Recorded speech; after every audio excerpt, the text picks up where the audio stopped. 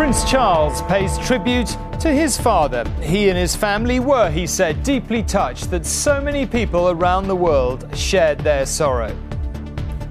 My dear Papa was a very special person who, I think above all else, would have been amazed by the reaction and the touching things that have been said about him.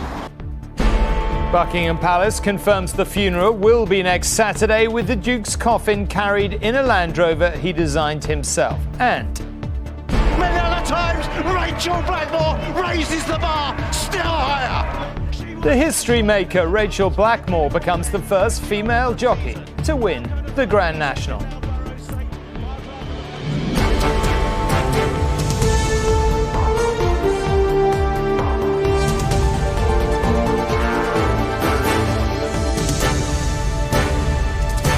This is ITV News with Tom Bradby.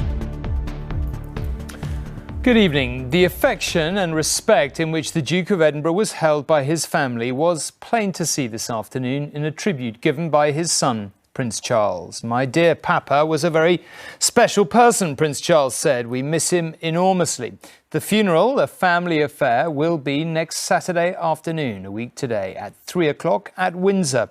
As for how the Queen is dealing with the death of her husband, her daughter-in-law, Sophie Wessex, who visited her with Prince Edward this morning, said the Queen has been amazing. After spending an hour with his mother this morning, the Queen's youngest son, Prince Edward, left Windsor Castle. The Earl of Wessex was driving the car with his wife Sophie, the Countess of Wessex, who thanked the people who were asking after the Queen. And she said, if you watch carefully, the Queen has been amazing. And at Highgrove, a short time ago, the Duke of Edinburgh's eldest son gave this personal tribute to his father. Prince Charles was speaking on behalf of the whole family. I particularly wanted to say that my father, I suppose the last 70 years, has given the most remarkable, devoted service to the Queen, to my family, and to the country, and also to the whole of the Commonwealth. And as you can imagine, my family and I miss my father enormously. He was a much loved and appreciated figure. And apart from anything else, I can imagine, and we're so deeply touched by the number of other people here and elsewhere around the world in the Commonwealth who also, I think, share our loss and our sorrow. And my dear Papa was a very special person who, I think above all else, would have been amazed by the reaction and the touching things that have been said about him. And from that point of view, we are, my family, deeply grateful for all that. It will sustain us in this particular loss and at this particularly sad time. Thank you. Thank you. Before the personal family tribute came the ceremonial one. Fittingly, the death gun salute included rounds fired at sea,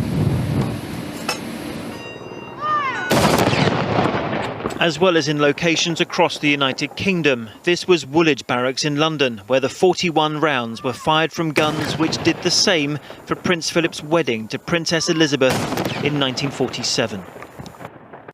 Fitting for a man who served in the Royal Navy and fought at sea in the Second World War, and someone who might have gone to the very top of the Navy had his wife not acceded to the throne at such a young age.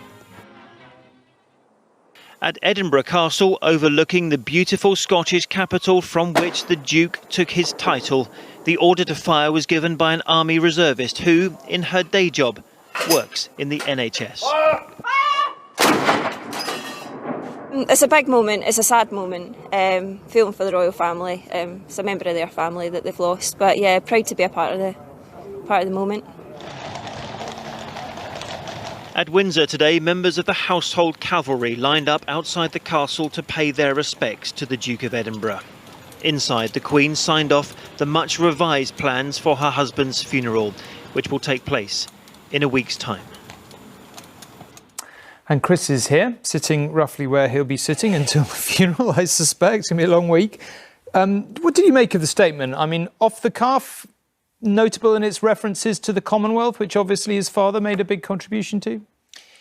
Yes, you know, Tom, I remember when Prince Charles made a similar, paid a similar tribute to his grandmother, the Queen Mother, after she had passed. And I think similarly now, he was very moved. It was off the cuff. It wasn't scripted. It was done at Highgrove, incidentally, where he's been staying, and from where he drove yesterday to go and visit the Queen. And, you know, those phrases like "my dear papa," it is a reminder that this is a sort of a family loss, a personal loss, but reflecting on that sort of worldwide tributes that we've seen over the past 24 hours or so, he says that's the kind of thing that is sustaining them at this difficult time. You mentioned the funeral. We've got the details this afternoon. Yes.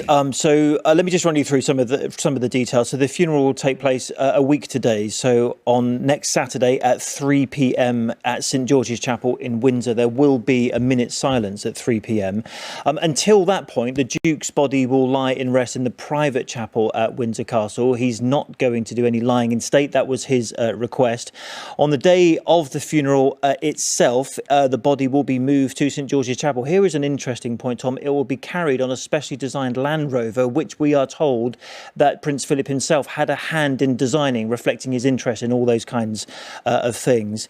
Now, in terms of COVID, the funeral will be attended by no more than 30 guests. So essentially, you've just got to think this is the Queen, her children and grandchildren, essentially. Yes, the Archbishop of Canterbury will be there. He won't be part of that 30 because they are working, and nor will the bearer party. And after the funeral party, the coffin will be interred into the royal vault beneath St George's Chapel, where there are a number of kings and queens of the past who have been laid to rest there. I think whatever way you look at it, it will be televised, but it will be a very significant moment, a moving moment for the family, a significant moment for the country. OK, Chris, thank you very much indeed. Now, the Prince's long life and myriad of interests brought him into contact, of course, with hundreds of thousands of people today while placing flowers at royal gates or posting tributes online. Some of those whose lives he brightened have, as Paul explains, been remembering what meeting him meant to them. After a life of such service, so many today wanted to do their bit too. At Buckingham Palace, the Duke's 99 years were marked even by those who've seen fairly few. We thought it was important for this little one as well, that we can share this moment with her and tell her when she's older who he was and how he was. Brilliant. Why did you feel it was important to come all the way from Manchester today? I was devastated when I heard the news yesterday. It's just sad that we've lost somebody very important to the whole world. We're from New Zealand, but he's been a great man for the Commonwealth, and we just felt that we really wanted to come down here and pay our respects. At Sandringham, at times there were tears with the tributes. For others, great pride in the public service they'd shared with the Duke. I used to be the standard bearer for the Royal British Legion, and we've attended the Duke and the Queen up here at Sandringham at the church. He always docked his hat when he saw us driving around the estate. Good memory out of the thousands of people he must meet. People have been queuing all day here at Buckingham Palace to pay their respects to the Duke of Edinburgh. They've actually been asked not to gather at royal residences, but many have come, despite the pandemic, to mark the long service of the Duke through so many other extraordinary times for this nation. Some have followed the advice to pay tribute online instead, sharing their photos of meeting the Duke, a life which changed many others, including John's, who completed the Duke of Edinburgh Award in prison, his path to becoming a chef.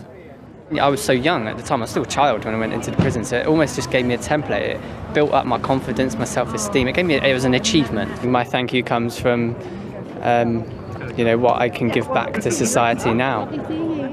And in paying tribute to the Duke's duty, many today feel they have done theirs too. Paul Brand, ITV News. Now, there has been a big story in the world of horse racing this afternoon. The Grand National was won by a female jockey for the first time. Rachel Blackmore, out in front on Manila Times in the final stages of the race, couldn't be caught. No woman has ridden the winner in the 180-year history of the race, and what a season she's had. She won the Cheltenham Champion Hurdle less than a month ago. My God, what Henry de Bromhead does with these horses, I don't know, but I'm so lucky to be riding them, and I just can't believe we're after winning the Grand National. I don't feel male, female right now. I don't even feel human. This is just unbelievable. That's it for now. Do join me again at 9:35 tonight for extended coverage of the tributes to Prince Philip plus today's other news. We'll leave you now with these words of tribute from son to father. As you can imagine, my family and I miss him enormously. My dear Papa was a very special person who'd have been amazed by the reaction and the touching things that have been said about him. For now, from all of us, goodbye.